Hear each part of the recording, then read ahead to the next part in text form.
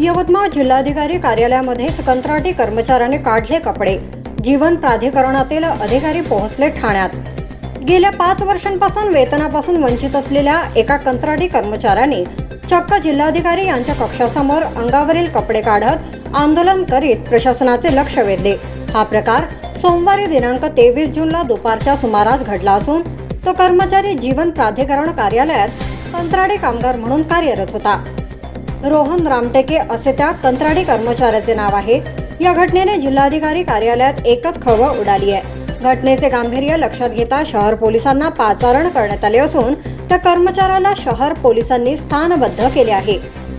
महाराष्ट्र जीवन प्राधिकरण कार्यालय यवतमाळ येथे रोहन रामटेके हा पंप ऑपरेटर म्हणून 2020 पासून कर्तव्यावर होता। वेतनापासून वंचित असलेल्या कंत्राटी कर्मचारी रोहन रामटेके यांनी जिल्हाधिकारी कार्यालयात आंदोलन केले। दरम्यान त्याला शहर पोलिसांनी ताब्यात घेत पोलीस ठाण्यात आणले।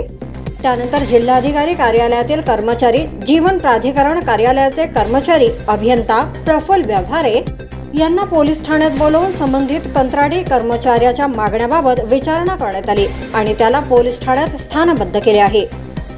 वडी न्यूज एक्सप्रेस ब्युरो रिपोर्ट।